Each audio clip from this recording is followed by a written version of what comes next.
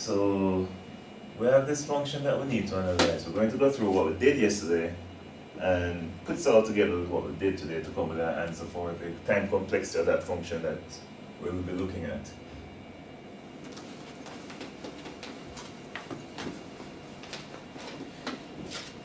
So we have here a function vector bin.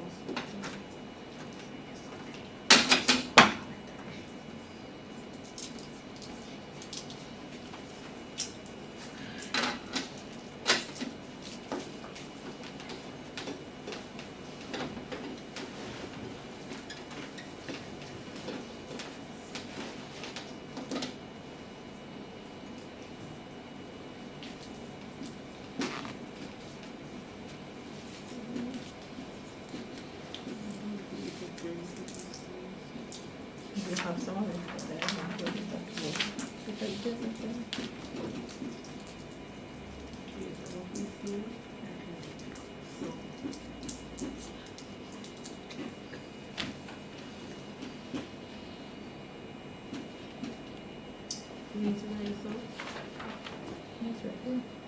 It's right there.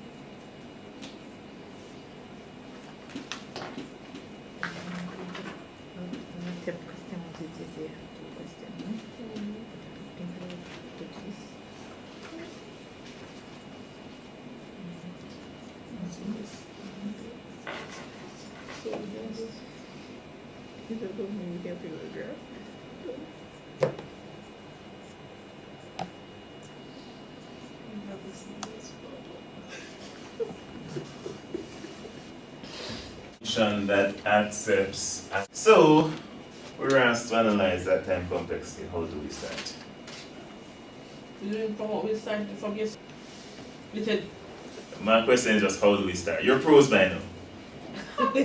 first find out how many operations you have. Well, we first need to identify the basic ops. Basic operations.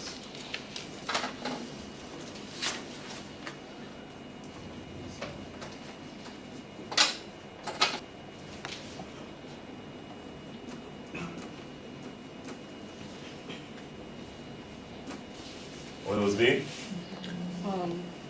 First you have the less than, Alright. equal.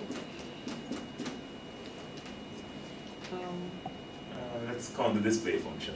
Display one. Okay. Yeah, let's consider display a constant time function. Okay.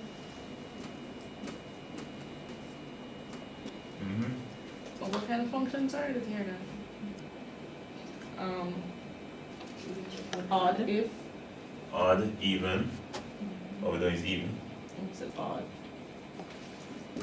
The decimal binary. You don't do display again, Well, did you say this? I was wondering how does that fit in? Function. That's a There is function. here. I was just wondering. Yeah. Later on we're going to Count count them. them. Okay. no?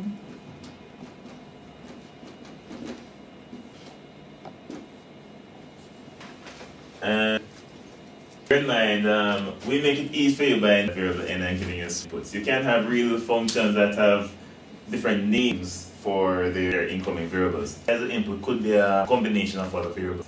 But these simple cases normally make it n, just for you. Okay, now into counting structure the different scenarios to 1, and then the effect there. Recursive. So you can do effect. Well, it says that if n is less than 1, so just write out the answer. Okay. So, Mhm.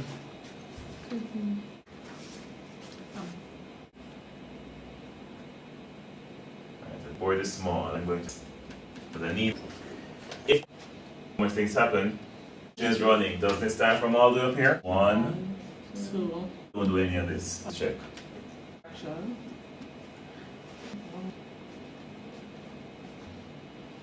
Plus, plus anything else? Don't we have a recursive call? Yeah. And that's one. Okay, and Don't we that's one. divide it by 2? Oh, yes, yes. Yes. Let's pay attention to that part. If even,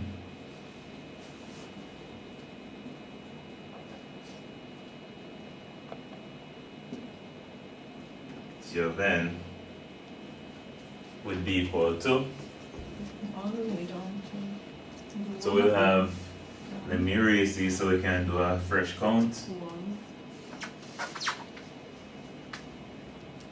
You have to count. This will first be checked. Yes. 2. So to the count in this all, this is 3, 4. 4.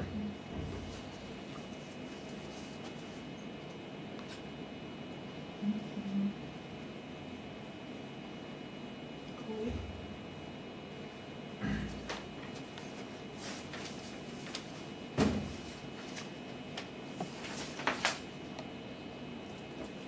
Now, we want to solve this with a base case and a general case. If we want to do a worst case analysis, we pick the worst general case. These two are pretty close, but I'll go with this one here. In fact, even if you had chosen this one, remember that this would have actually simplified to another situation. But n upon 2 will be a little bit bigger than n minus 1 upon 2. Not by much, but still bigger. So this is the case that I would have chosen. Okay, so now that we have picked out we have done our recurrence relation, so therefore, Wait, that's right. Oh, now we go. is equal to 3 if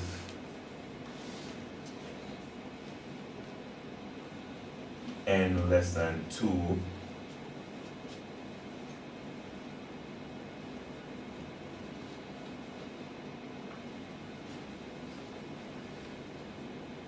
I could write out the whole thing, but I said when we're solving, I will write out the whole thing just to give it the formality.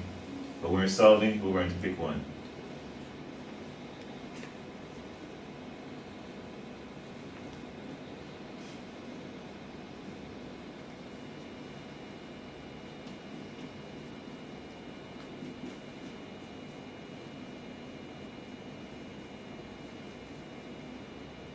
And t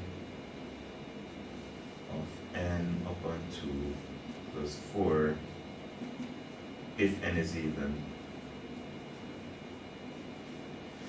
So this is now the penultimate step, and that's where we stopped yesterday. Sorry. Mhm. Sorry. I think I probably missed it somewhere along the line. But how did you end up with the Tn minus 1 over 2 there? Recursive call. Recursive. This is the recursive Oh, call. The arguments okay. of the recursive call are defined here. We subtract Okay. one n from n and divide that result by 2. Okay, thank you. So if we're still working with the tools that we had yesterday, then we'd have just taken that, drawn the recursion tree, and then have had some fun solving that. And maybe you'd have looked forward to it. Today we can simplify it, and we can use the master theorem to get a faster solution to that problem.